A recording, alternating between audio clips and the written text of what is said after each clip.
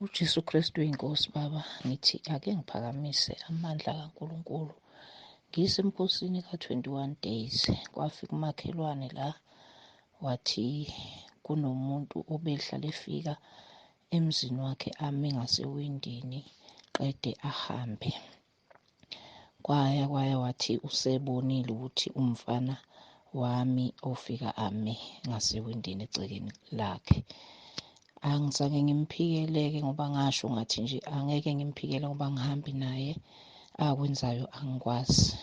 Kodwa ngathi ngakhuluma naye ngathi uma kuwukuthi uyakwenza akakuyeke ngoba kuyingozi kunokuthi afele ukuthi uyasoleka. Ayi, ngaqhubeka ngakhuleka.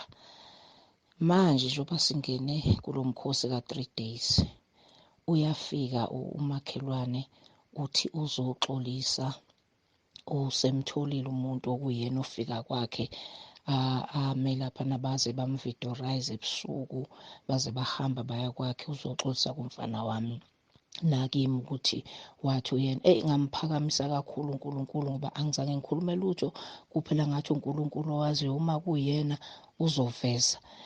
Ngithe angiyazi indaba kaNkulunkulu, indlela enza ngayo aziveza ethembekile uma uthembeka kuyena. Ngithi uJesu Kristu uyinkosi. Jesu Kristu inkosi. Entabeni kaJehova kuyabonalelwa, ngiyabingelela ekhayeni lezwi egameni likaJesu Kristu waseNazaretha. Nami la ngiletha ubufakazi bami. Ngathi nje ngihamba ngiphuma emsebenzini, phethe isikhwama nje simnyama saka-Woolworths, ngihamba eceleni ngiyogibela. Ngabona nje isikhwama sami sesiphansi kwemoto, i-drink engangiyiphethe sitshaza ibheka phezulu. Ngathi ngihamba nje, kwafika ukuthi angithi uJesu Kristu uyinkosi, nami angazi ukuthi kwakushoni.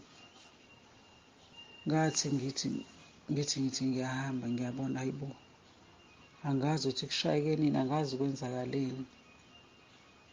Ngambonga uNkulunkulu ngalokho. Kuzoba nje iPhasika, ngacela kuMlungu, angikaze ngize ngicele nje silokhu ngibe ngihlale ngisaba. Ngacela ukuthi ngicela ukuya ePhasikeni.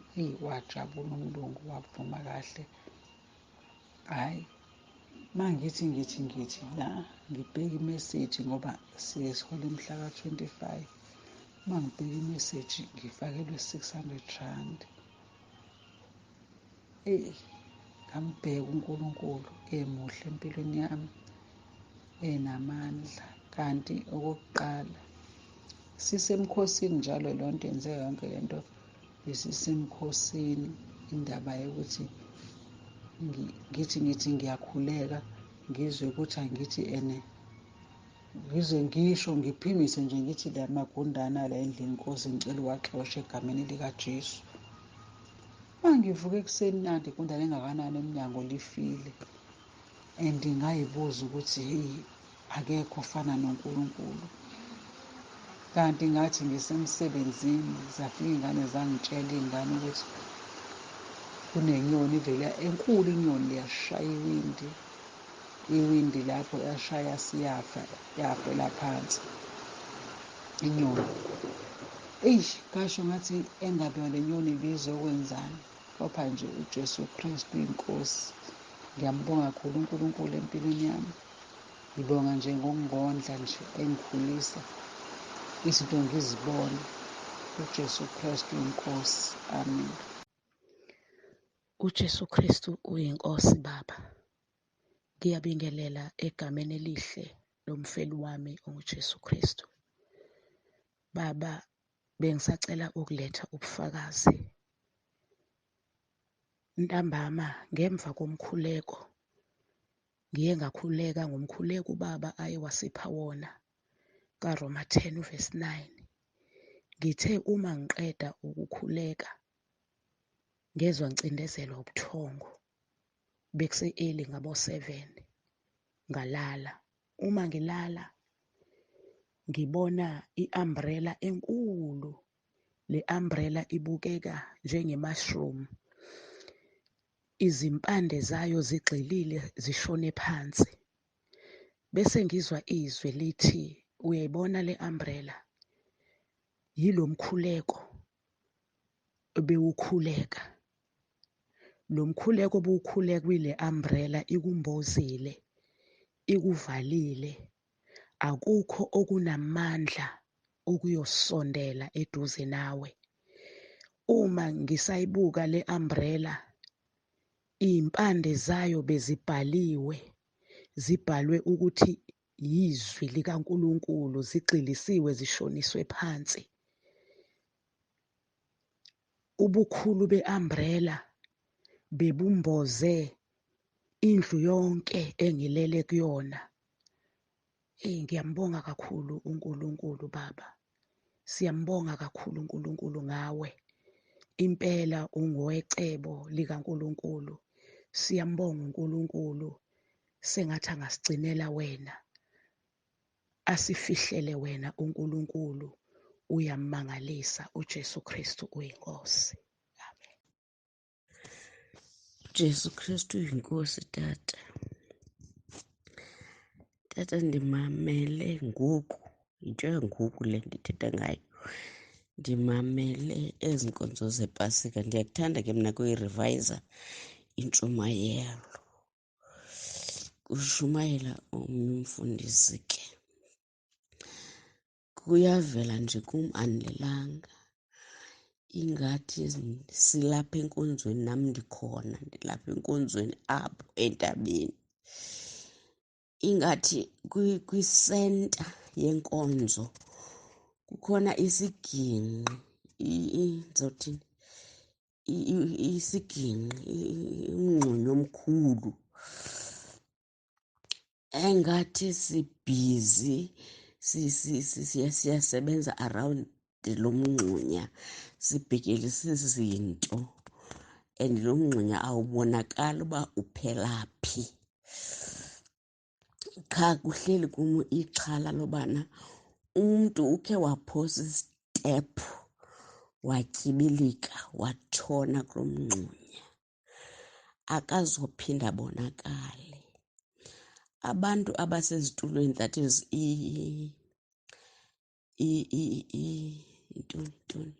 ibandla, bambalwa baphaa kude. Nawe uhlele endaweni yakho, nomama uhlele endaweni yakhe, nikude nina. Sithi ke nabantu endingabaziyo ke phofu, aba bayaluzela around lo mngxunya, ndinexhala loba umntu ukhe waphosa isitephu. Kwezi zinto siziqoqoshayo, siyaqoqosha. Umntu ukhe waphosa isitephu, watyibilika, watshona kulo mngxunya, soze aphinda aphume. Yeyi, ndavela ndanombilini, andiyazi le ndithetha ukuthini. Jesu Kristu uyinkosi tata. Ndivele ndoyika, andiphuphi, ndihleli ndimamele intshumayelo, andiyazi kwenzeka ntoni. Jesu Kristu uyinkosi tata, ndiyabulela. uJesu Kristu inkosi. Ngiyabingelela kubaba uMpostoli uNtsibande nomama uMpostoli uNtsibande. Ngiyabingelela nakubazalwane. Hayi baba, ungayifaka ekhaya lezwi le, anginankinga, kodwa lawa azoqhubeka. Angiboni ukuthi njengamanje angangena ngenxa yesizathu sokuthi kunabazalwane basebandleni engabafaka ekhaya lezwi. Mangaphosa isibala ku-4 to 5 engabafaka ekhaya lezwi. Baba, ngiyabonga kakhulu ukungiphendula, yazi benginovalo vele ngisaba. But-ke ngiyambonga uNkulunkulu ukuthi-ke uyiphendule ngale ndlela le ebengifisa ngayo. Kahle kahle mhlambe mina engingamisanga kahle udaba.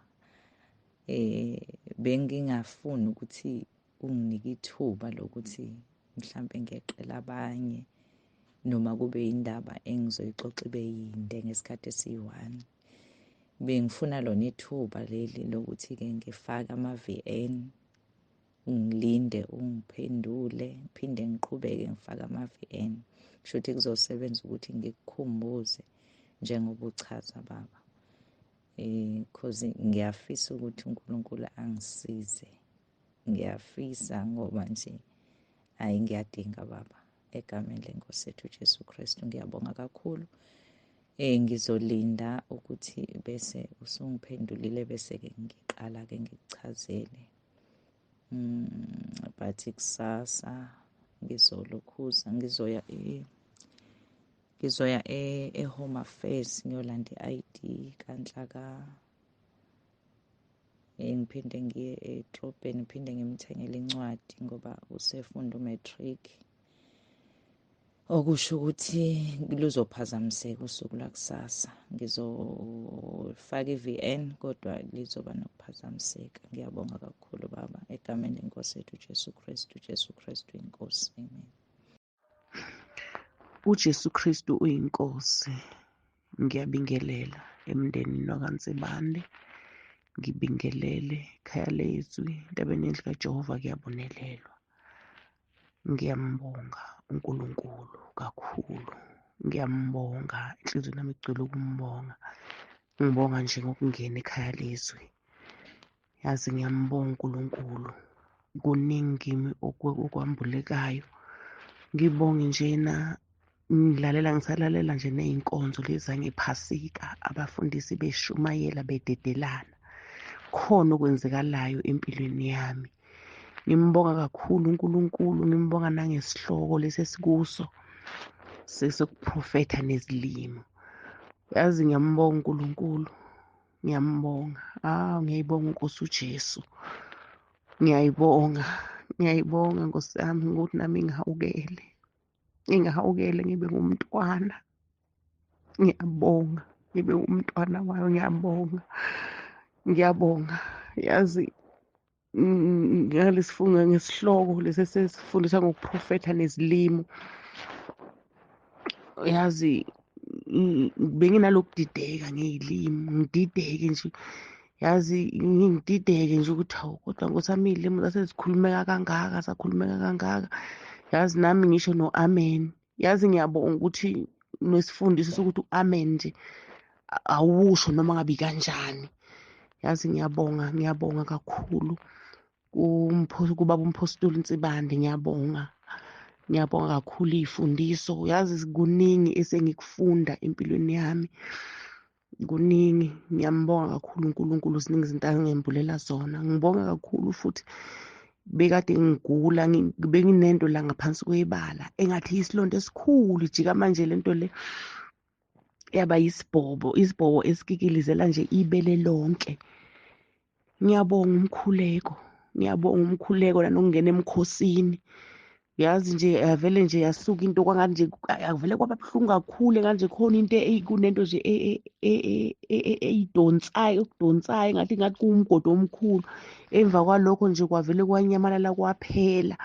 Yazi ngiyambonga uNkulunkulu ngokungena ekhaya lezwi. Kuyaphilwa izwi ngempela, izwi liyaphilisa. Ngiyacela nje uNkulunkulu asigcinele ubaba nomama egameni likaJesu Kristu waseNazaretha. uJesu Kristu uyinkosi. Ekuseni baba ngiyabingelela ekhaya kwaNsibande, umndeni wonke, umama kanye nabantwana. Ngibingelele ekhaya lezwi nasentabeni yendlu kaJehova kuyabonelelwa. Ekuseni baba nami ngicela ukudlulisa nabo ubufakazi obenzeka sibamba umkhosi ka-10 days baba. Noma sekuhamba isikhathi nje ngabulethi lobu bufakazi, ngicela uNkulunkulu angixolele. Sibamba umkhosi ka-10 days baba. Ngabhala nami okwami ekuseceleni engikucelayo. Baba uNkulunkulu uphendulile uNkulunkulu baba. Amandla akhe makhulu. Ngiyambona futhi esebenza emfihlakalweni. Baba ngangicele ukuthi ekhaya ngoba kunesimo seyimali, uNkulunkulu asiphe imali. aphe nje noma uyedwa ekhaya kube kwanele. Baba, umamncane wami kwahamba wathola i-call yokuthi kunenkampani ababesebenza kuyona kudala. Wayeka-ke yena ngoba isihamba bonke bakhishwa. Leyo nkampani-ke baba iyafona yayisithi kumele belande iy'mali zabo ngoba bayitholanga. Baba, ngamdumisa uNkulunkulu nalapho, ngambonga emfihlakalweni ukuthi hawu Nkosi yami, nami ngiyisoni pho kanti uyangizwa. Baba, ngiyabonga kakhulu kuNkulunkulu, ngiphakamisa amandla. Siyabonga nawe baba ukuthi wavuma ukugitshelwa. Ngiyabonga baba ukuthi khona lapho engake ngacela khona ukuthi ubaba angisize, ngavuma isono ukuthi ngavuma isono ngoba nakho ngangifuna ukusinda esifeni esasingiphethe kwamanje kulokhu kugula engihamba nakho, ukuphenduka kusuka ngaphakathi. Baba, ngiyawuzwa umehluko, ngisho ngikhuleka ngiyawuzwa umehluko. Ukuphela nje okumele sikwenze thina ukukhuleka, ukukhuleka kusuka ngaphakathi, singathi siyakhuleka sibe sicabanga ezinye izinto. UJesu Kristu uyinkosi baba, ngiyabonga kakhulu kuNkulunkulu nakuwe baba. Ngiyabonga uJesu Kristu uyinkosi ekuseni. Amen. uJesu Kristu inkosi. Mkhulu, bengithi ngicela ukuletha ubufakazi okusho lapho ukuthi last week ngoLwesine ngike ngenkathi ngiphuma la endleleni kukhona la bengiyakhona, ngike endleleni ngike ngathola ukubanjwa inkunzi. Ngisahamba nje endleleni kukhona umuntu engimlandelayo, kwase kuba khona osemva kwami. Kushuthi-ke basenza ama-signal ukuthi bangibamba inkunzi, bangikhiphela umese lo bengaphambili. Kodwa ngiyambonga uNkulunkulu ngoba lapho bengiphethe ubhakha ngawukhipha nje emhlane ngabanikeza, kodwa kwangababikho ukuthi bangawucheck-a, bangawenza lutho, bangibuyisela futhi bethi bafuna ifoni. Kwasho ukuthi ifoni vele ngiyishiyile, nasemaphaketheni ngangiphethe imali engango-R10 kuphela. Kwase ukuthi bathatha wena. Kepha ngiyambonga uNkulunkulu ekuthini abazange bengilimaze, abazange bengenze lutho. Nami inkosi uJesu yanginikeza ukuthula enhlizweni. Ngiyambonga kakhulu uNkulunkulu. Nasekutheni futhi njengoba beseso ama-test la bengiwabhala, ekuwabhaleni kwami ngibona ngathi ngeke ngiwaphase kahle, noma kahle kahle bengibona ngathi ngeke ngiwaphase. Kodwa ngiyambonga uNkulunkulu engenzela umusa, lawa ama-results njengoba esebuyile akhombisa ukuthi ngiwaphasile. Ngiyambonga kakhulu uNkulunkulu. Jesu Kristu inkosi. Ngiyaxolisa ukukhulumela phansi, ngiyaxolisa kakhulu. uJesu Kristu inkosi. Baba uTsibande, ngiyakubingelela egameni lenkosi uJesu, ngibingelela ikhaya lezwi, ngibingelela intaba yendlu kaJehova iyabonelela. Baba, ngizophakamisa ukubonga kakhulu. Ngila esikolweni kade ngiaseswa baba, ngiphasile. Ngizophakamisa kakhulu umkhuleko wasinikeza wona wase-Romans 10:9 kade ngilokhu nje ngikhuleka wona. Ngibonile ungisiza kakhulu ngoba kuyafeyilwa kakhulu, hayi kancane. Ngiyabonga-ke baba ukuthi ekugcineni nami ngigcine ngizosithola isitifiketi sakwa-Caregivers. Ngizohamba-ke manje ngiyofuna umsebenzi kade ngihleli olalonke. Ngiphakamisa udumo lonke ngilwisa kuNkulunkulu, ngithi uJesu Kristu inkosi. uJesu Kristu inkosi, Jesu Kristu inkosi. Ngiyabingelela ubaba Msendane nomama Msendane egameni likaJesu. Ngiyabonga, ngifuna ukuthula nje ubufakazi wamandla kaNkulunkulu, ngoba uNkulunkulu wethu usebenza ngisho silele ebusuku. Solone nje ngathola lo mkhuleko ukuthi asikhuleke, sivume. Ngisho amaphupha ami, ngisho ezakabi, ngisho ezakahle, ngiyawabona nje athi ba. Iphupho nje engike ngaliphupha, hayi uJesu Kristu inkosi. Ngiliphupha kuza izinyoka kimi, kwaqala izinyoka ezincane. Ngayishaya yokuqala, ngayishaya futhi yesibili. Ngayikweza enye ngathi inkulu, ngaphinda futhi nayo ngayishaya, yathi yacasha ngayishaya. Eyokugcina eyezayo angiyibonanga leya nyoka noma yayikade iyintambo noma yayini, kodwa kwakuyinyoka futhi kodwa ngingaliboni ikhanda layo, kodwa futhi iwukhala ongathi ukheroti, isongekile njengentambo. Yona hayi ngayesaba ngaze ngathi no ongathi kufanele ngiyothatha ushibhosho endlini. Ngithe ngisawothatha ngabe sengiyaphaphama, ngathi Nkosi yami, uJesu Kristu uyinkosi ngoba ungiyilwile lempi, ngayinqoba ngoba ngazishaya zafa ezafayo. Emveni kwalokho akusakuphinde kwenzeke lutho. So nje ngiyambonga uNkulunkulu kakhulu ngogcobo lasekhaya lezwi. Ngiyabonga uNkulunkulu ongathi angaqhubeka njalo esifihlile ey'ntweni zakulo mhlaba. uJesu Kristu inkosi, uJesu Kristu inkosi. Amen. uJesu Kristu inkosi. Baba, ngithi ake ngiphakamise uNkulunkulu ukuthi noma silele kodwa uyasilwela. Kube ngathi ngisembonweni ngilele, kodwa manje ngathi kunabantu ebesihlangene nabo ngathi siyakhonza. Uma sikhonza mangithi ngiyababheka laba bantu engikhonza nabo, bazihlobisile, bafaka imigexo, bazipenda imilomo, baney'nwele ezinde. Kukhona nabamhlophe bagqoke iy'ngubo ezimnyama, bafaka imigexo emhlophe, baphethe iy'phambano ey'ncane. Angathi ngithi mina hayi bukhonzwa kanjani lapha uma ngabe kunjena, abantu behlobe ngalolu hlobo, ngoba uNkulunkulu akamfuni umuntu ohlobile. Nezwi likaNkulunkulu lithi asingahlobi. Ngiphatheke kabi, ebese sengifika lo mhlabelelo othi ezulwini kuyayiwa, azingeni izinto ezinje. Ngithi uma ngiwusho lo mhlabelelo kuvele bangidonse, bafuna ukungithulisa, benginikeze lezi y'phambano nabo abay'phetheyo zixathakele phansi, ngingayithathi. Bebeyathi bayanginika, ngingayithathi. Ngilwe befuna ukuhamba nami nje ukuthi sikhonze le nto yabo abayikhonzayo. Ngiwuhlabelele lo mhlabelelo ngize ngikhale, ebese kuqhamuka omhlophe njengathi kunamaphiko afika ame phambi kwami, kanti amandla besengiphelela. Awungizwa amandla ebuya.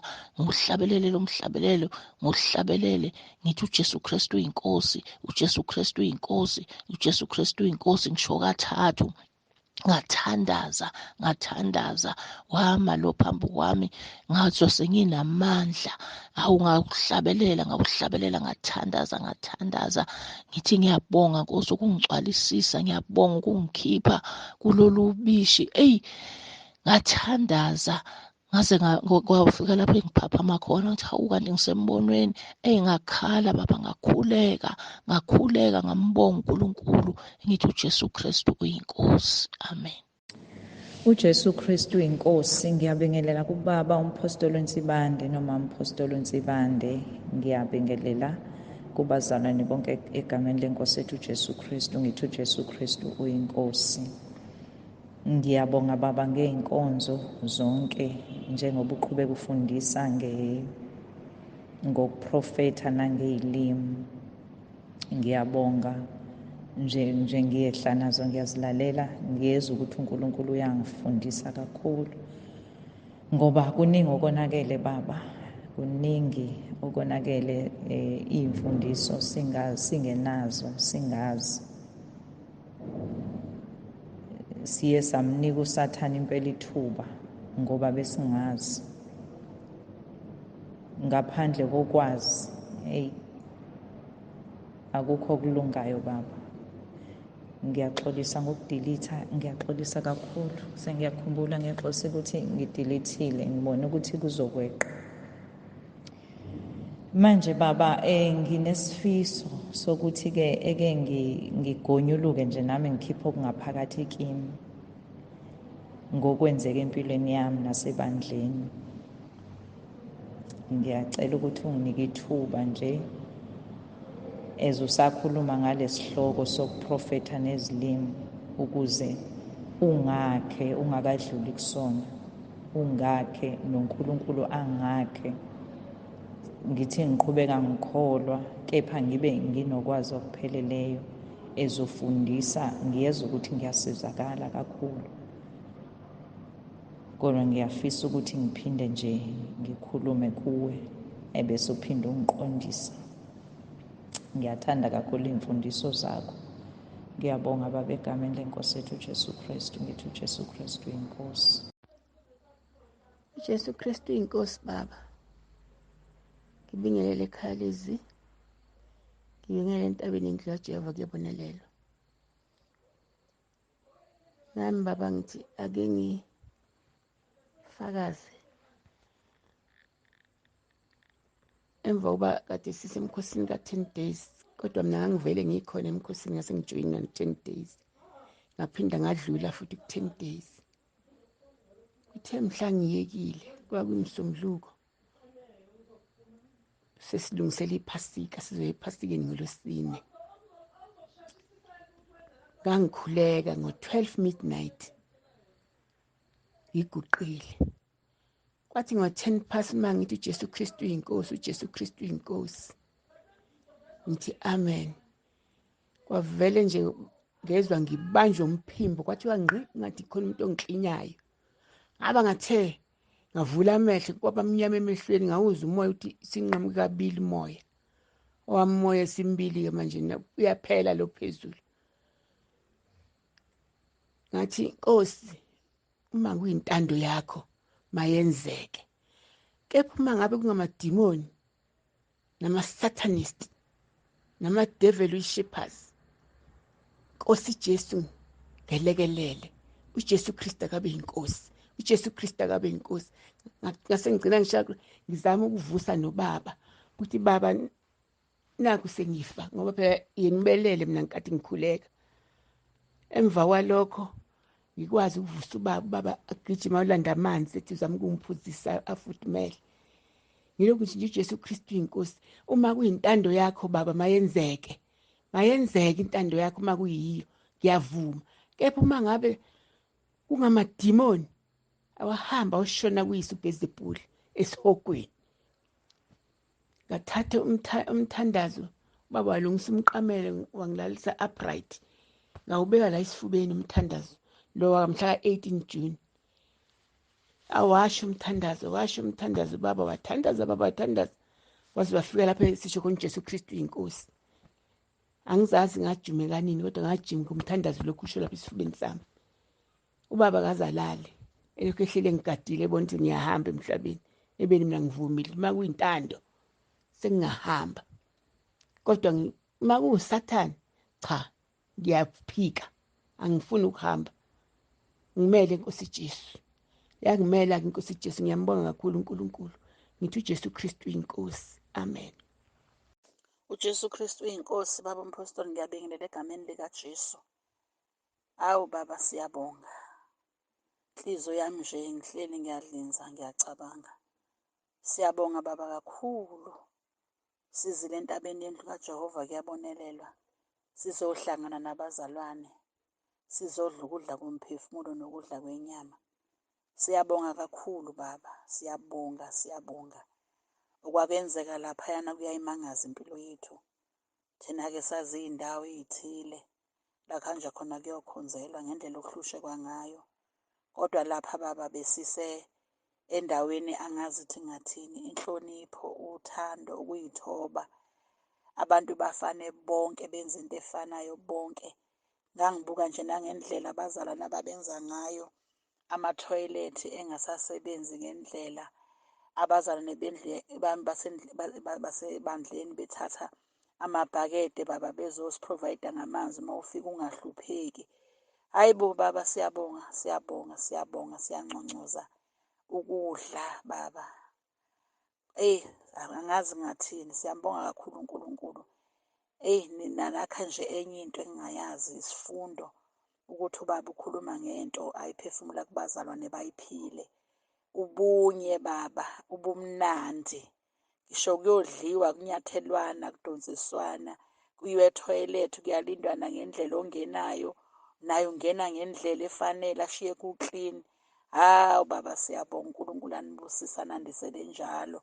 Umsebenzi eniwenzile, umsebenzi eniqhubeka niwenza, indlu. Oh, singathini baba, siyabonga, siyabonga, siyabonga, siyanconcoza. uNkulunkulu anithwala nigcine, aze agcine nabazalwane basentabeni endlu kaJehova. Baba, usibongele uthando, salala kamnandi, sathi noma sesilahlekile ebusuku siye ekharenti, sabuya Nkosi yami, samthola umuntu wasiphelezela sasayofika khona. Hawu baba, siyabonga. uNkulunkulu anibusise baba, nigcine anilondoloze, anifihle kukho konke, athwale nebandla. Awubunye baba, ubunye ubumnandi. Siyabonga, uNkulunkulu anibusise. uJesu Kristu inkosi, amen. Jesu Kristu inkosi. Baba, ngiyabingelela ubaba nomama Nsibande nomndeni wakhe wonke. Ngiyabingelela eKhalezwi, entabeni yendlu kaJehova kuyabonelelwa. Ngiyabingelela abazalwane bonke ngithi uJesu Kristu inkosi. Ngicela ukudlulisa lo bufakazi nebazalwane. Kuningi ubufakazi uNkulunkulu angenzela bona, kodwa nje ngithi angithule lobu bazalwane. Ngesikhathi sino-21 days nganginesicelo, ngikhulekela abantu abami kuNkulunkulu. Ngicela umsebenzi, abanye ngibacelela isikole, ngicela nje uNkulunkulu. Uthe uma ngiqeda lapho ngangena ku7 days ngibonga uNkulunkulu ukuthi ungizwile imikhuleko yami, ngiyazi ukuthi ungizwile. Ngiyambonga uNkulunkulu baba, uNkulunkulu ungenzele isimanga. Umntanami uvele wathola umsebenzi ebekuyi-internal post. Wavele wabizwa lapho la kuphume khona ipost eyi-internal. Angazi ukuthi kwenze kanjani ukuthi bayikhiphe le post, kodwa bekuyi-internal post. Wayokwenza i-interview. uNkulunkulu wenza umuso omangalisayo, wathathwa.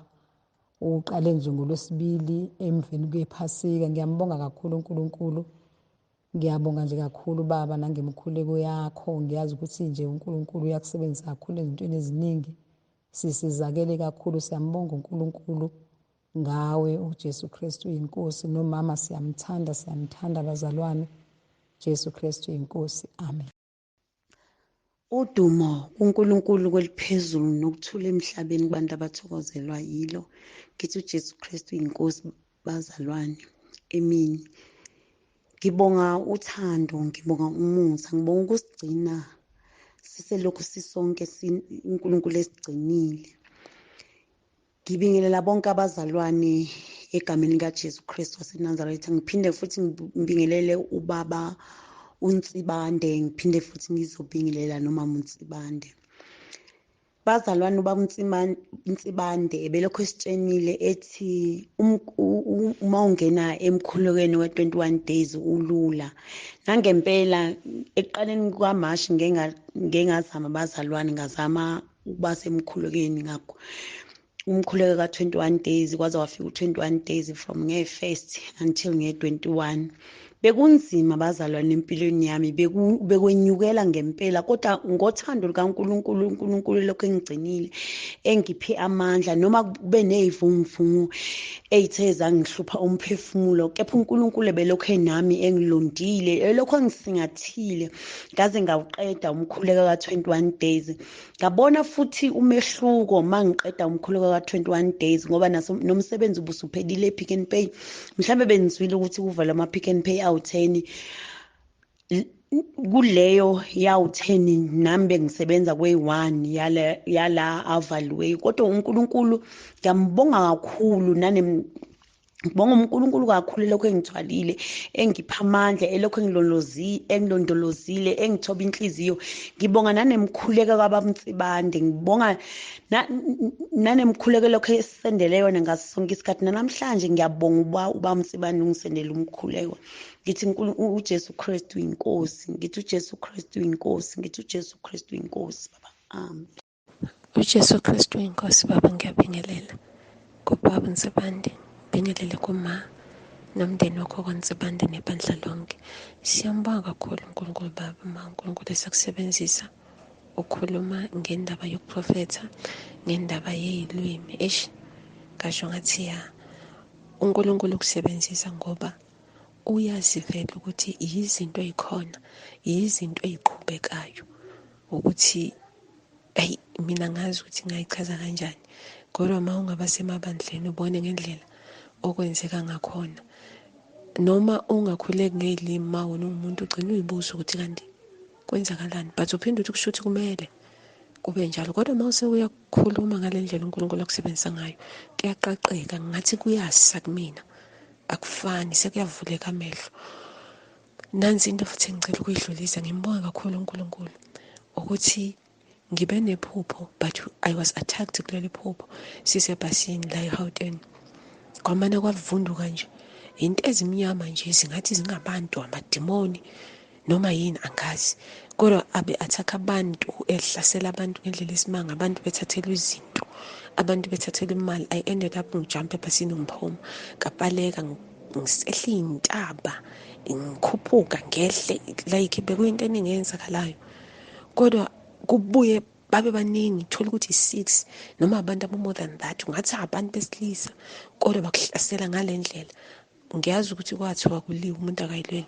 Hhayi, angifuni nje ukwaqamba amanga ababheke, ngikhahlela, ngifaka inyawo ngegama likaJesu, uJesu Kristu inkosi. Abanye ngifaka impama, Jesu Kristu inkosi. Kudede kudlula, okunye kuyawa ukuze ngikwazi ukudlula. I ended up ngisemarobhothini, kwaqhamuka amanye amabhasi. Angikwazi la mabhasi, awekho la mabhasi eGauteng, angikaze ngabone, angazi nje ngiwabone. Ngagibela leli linye ibhasi, bangigibela leli ibhasi bese kusiba nevoice ekhuluma ukuthi abantu baluze into eyiningi nemali, ibala ama-10,000 ama-4,500. Mangithinta yami ibhegi yami isanefoni, isanemali, konke kwami kuphelele. Kwase kusiba ngathi ivoice le iyakhuluma ukuthi ugibela ibhasi eli-wrong futhi. And then udriver kwangathi uyazi na ukuthi lo la ugibela ibhasi eli-wrong wehla. Ngayihla ama-speed ngagijima. Nali futhi elinye ibhasi elihle ngendlela eyisimanga, ngabe ngigibela lelo bhasi, kuthiwa yilo leli bhasi. Mangithi ngiyabheka umuntu oshayela ibhasi, wena baba oshayela lelo bhasi lelo, wawusungibiza ngegama-ke. Perfect, ngithi baba, uthi baphi laba abanye abantu othi uhamba nabo? Angibaboni. Kulelo bhasi lelo ngiphume ngingedwa, ngazongena kuleli bhasi ebelishayelwa uwena. uJesu Kristu inkosi, ngiyaxolisa ukudiletha ngaphambilini baba. Jesu Kristu inkosi, Jesu Kristu inkosi, ngiyabonga kakhulu ukungena kule gruphu. Iyangivuselela bazalwane. Empilweni yami bengizizwa ngilonely, ngizizwa ngathi nje ngingedwa, kodwa ngokufakwa udadewethu kule gruphu, usuku nosuku ngiyavuseleleka. Ngamasonto ngiyaya enkonzweni yami la ngisonta khona, ngivuseleleke. Kodwa phakathi ney'nsuku ngizizwe nje ukuthi nesitha siya ngokuya kumina, siyasondela, noma ngikhuleka kuba ngathi ngishona phansi. Ngiyabonga kakhulu Baba uNsibande, Mama uNsibande nomndeni wakho. uNkulunkulu anibusise, nisibusise ukuthina. uJesu Kristu inkosi. uJesu Kristu inkosi. Baba, ngiyakubingelela egameni likaJesu. Nami baba, ngithi angidlulise okwenzakalile kumina izolo ngesikhathi sengizolala. Bengikhuleka uRoma 10:9, ngilalela ivoice note ngisho emva kwakho. Emva kwalokho ngizwe lezi zinto ezingihambayo emzimbeni wami, ngoba ngangisho sekunezinto ezingihambayo, ngezwe into engihambayo, ngiyayizwa into engihambayo, kunezinto ezingihambayo, okunye kube ngazuthi inyoka engihamba ngaphakathi emzimbeni, esikhunjeni. Ngezwe ingihamba, ngezwa kunamandla njengazuthi ehlele empilweni yami ngaleso sikhathi. Ngashaya na uvalo, bengicimezile, ngabheka. Emva kwalokho ngase ngacimeza, ngathandaza ngenhliziyo ukuthi uNkulunkulu anginqobele lolu uvalo olungishayayo. Ngawukhuleka-ke ngase ngaqeda. Ngasemva lokho ngakhuleka umkhuleko wami-ke ngase ngalala. Emva kwalokho sengilele ngizibone ngafike lo buthongo nje, ngasi bengisephusheni, engasi futhi angikho ephusheni. Ngifike lo buthongo ngibona ngikwenye indawo nje. Kuleyo ndawo kuyadunyiswa, abanye bathi haleluya, abanye bathi uyingcwele, kuyadunyiswa nje, ngizwe haleluya nje ngathi kodwa ngibabona abantu, kodwa nje umsindo wokudumisa osho haleluya uyingcwele. Engathi nami ngidumise ngaleso sikhathi ngithi haleluya uyingcwele, haleluya uyingcwele, ngize ngithi hosana kweliphezulu, ngidumise enhlizweni yami. Inhliziyo yami khona lapho kube ngithi hayibo, sengisezulwini, ngezulwini. Ngisacabanga lokho nje ngazuthi sezulwini la, inhliziyo yami engathi ngiphinde ngiyihlole ukuthi Nkosi yami ngabe ngikufanele ukuthi ngibe sezulwini. Engathi ngiyacabanga ngaleso sikhathi ukuthi isasikhona isono engisenzile esingangivimba ukuthi ngiye ezulwini. Emva kwalokho bese ngiyaphaphama.